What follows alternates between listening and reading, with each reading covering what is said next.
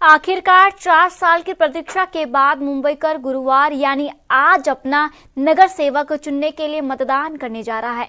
आज मुंबई समेत महाराष्ट्र के 39 नगर, आपको बताते हैं 29 नगर निकायों में मतदान हो रहा है और सबकी नजरें बीएमसी यानी मुंबई महानगर पालिका पर टिकी हुई है।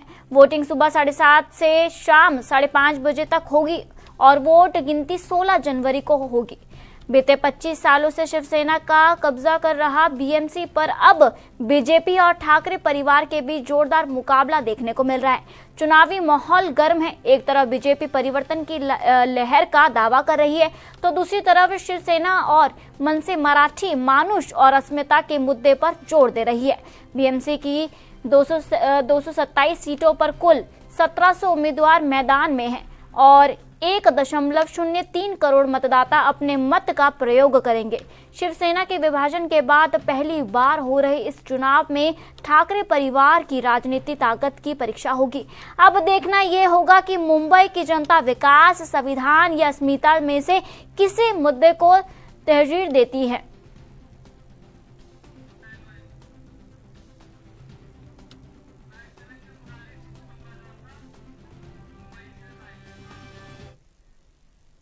मुंबई से हमारे संवाददाता मुरारी जी जुड़ चुके हैं। जिस तरीके से मुरारी जी, एक खबर अभी फिर से सामने आई है कि ईवीएम में कभी गड़बड़ी बताई जा रही है, वहीं पर जो है आज लोग जो है भारी वहां पर लोग आकर मतदान कर रहे हैं। किस तरीके से हो रहा है और जो ये गड़बड़ियां सामने आ रही है, आपको क्या लगता है?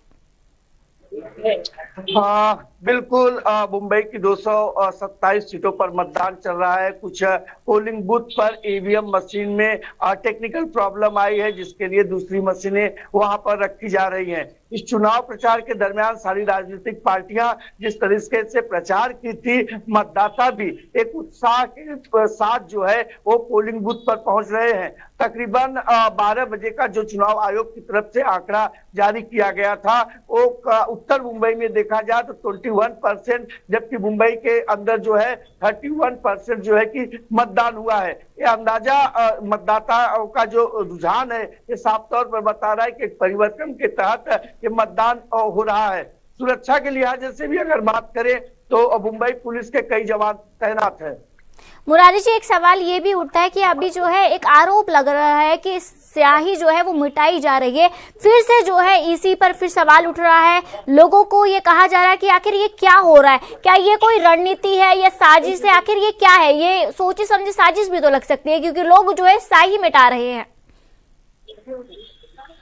देखिए, तो कर पाना मुश्किल होगा, क्योंकि जिस तरीके से उद्धव ठाकरे ने अभी प्रेस कॉन्फ्रेंस किया, कॉन्फ्रेंस के जरिए उन्होंने स्याही मिटाने का जो आरोप लगाया है उस पर चुनाव आयोग के क्या बयान आते हैं वो इंतजार करना होगा। लेकिन इतना जरूर है कि चुनाव में मतदान चल रहा है, लेकिन अभी से ही विपक्षी पार्टियां ईवीएम को लेकर, स्याही को लेकर, चुनाव आयोग को लेकर सवाल खड़ी कर रही हैं। जिस तरीके से उद्धव ठाकरे ने अब से थोड़ी देर पहले प्रेस कॉन्फ्रेंस कर चुनाव आयोग पर गंभीर आरोप लगाया, चाहे वो वार्ड की बात हो या एक वार्ड से दूसरे वार्ड में मतदाता ट्रांसफर हुए हो या फिर इंक की बात हो, कि स्याही तुरंत मिटाई जा रही है, एक साजिश है या फिर इसके पीछे की वजह क्या है, ये चुनाव आयोग बता सकता है या जांच के बाद ही पता चल सकता है। लेकिन मतदाताओं का जो मिजाज, जो भीड़ है, वो साफ तौर पर एक उत्साह के साथ जो है वो पोलिंग बूथों पर देखा जा रहा है। कई ऐसे इलाके हैं, संवेदनशील इलाके हैं, जहां पर पुलिस के अतिरिक्त सुरक्षा बल के अलावा जो है